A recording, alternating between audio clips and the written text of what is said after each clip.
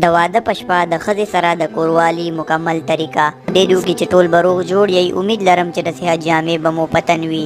دوستانو، نن درته د واده د شپې په باره کې مکمل معلومات درکوم چې د واده په شپه د ښځې سره څنګه کوروالی وشي. خو د دې نه مخکې چې زه تاسو ته د دې په باره کې مکمل معلومات درکم، که تاسو زموږ چینل نه سبسکرایب کړئ نو چینل سبسکرایب کړئ او په خوا کې ورسره د ټلۍ نشان هم ووهئ چې زموږ همدغه رنګې نوي معلومات او نوې نسخې د ټولو نه اول تاسو ته در ورسي.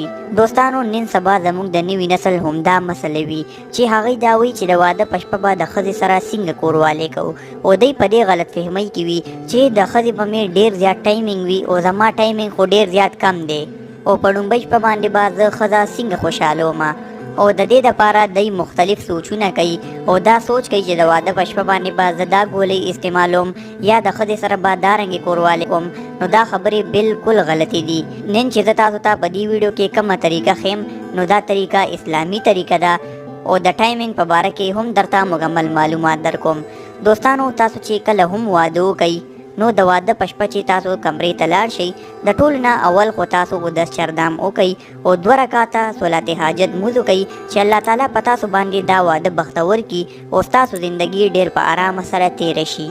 د هغې نه پس تاسو خپلې ښځې سره کښېنئ. که تاسو خپلې ښځې له څه تحفه وروړې وي نو ښځې له هغه تحفه ورکئ. هغه مندرۍ هم کیدی شي، هغه څه پیسې هم کیدی شي، هغه ستاسو خوښه ده چې تاسو هغې له څه ګفټ ورکوئ. چې کله وله تاسو تحفه ورکئ، د هغې نه پس تاسو خپلې ښځې سره کښېنئ. بالکل مه ګبراویږئ، ځکه چې د واده په شپه ډېر خلک دارنګې هم وي چې هغوی ډېر زیات ګبرو وي او د هغوی ټول وجود رپي. نو په دې کې د یرې هیڅ خبره نشته.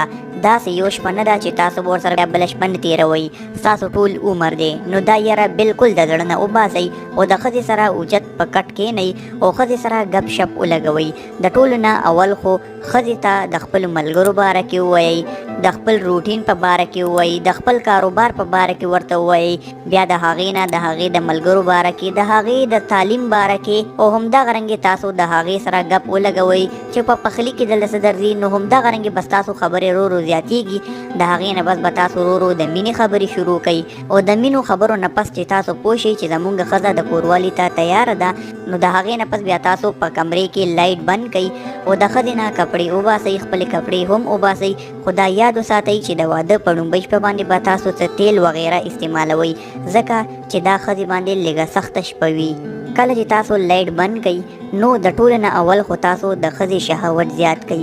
د ښځې د شهوت زیاتولو د ټولو نه غټ 2 مرکزونه دي چې هغه یو سینې دي او یو د ښځې د شرمګاه د پاسه چې کومه د بزر دانه ده. تاسو د ښځې په شرمګاه باندې چې کومه د بزر دانه ده هغه خپل لاس سره ومږئ او هغه مالش کړئ. کله چې تاسو پوه شوئ چې ستاسو ښځه ډېره زیاته ګرمه شوه، نو بیا د هغې په خوله باندې خوله کېږدئ او د ښځې په شرمګاه کې خپل ذکر داخل کړئ او د هغې د شرمګاه پرده وشلوئ. خو دوستانو، د ټایمینګ په باره کې زه تاسو ته دا ووایم چې ډېر خلک وایي چې زموږ ټایمینګ 1 منټ دی یا 2 منټه دی. نو دا بالکل صحیح خبره ده. دا د هر چا هم دومره ټایمینګ وي او ښځه هم په دومره ټایم کې خلاصیږي په څومره وخت کې چې نارینه خلاصیږي. یو نیمه ښځه دارنګې وي چې د هغې ټایمینګ لږ زیات وي، نور ټولې ښځې همدارنګې وي. اوس به ډېر خلک دا سوچ کوي چې د سیکس په فلمونو کې د دوی ټایمینګ ولې دومره زیات وي. نو دا یاد وساتئ چې یا خو دوی ګولۍ استعمالوي یا خو دوی دا په کلیپونو کې جوړوي، یعنی دوی څو ځل په دې کې انزال ته رسي خو هغه تاسو ته ښایي نه. بله دا خبره چې کم کسان د ټایمینګ دپاره کمې ګولۍ استعمالوي، نو دا یاد وساتئ چې هغه ګولۍ په جسم کې د وینې جریان تیزوي، یعنی د وینې تکل تیزوي. نو که ستاسو بلډ پریشر وي، ستاسو دا مرض وي او که تاسو دا ګولۍ استعمال کا، نو ستاسو د سر رګ هم شلیدی شي او تاسو ته نقصان هم ملاویدی شي.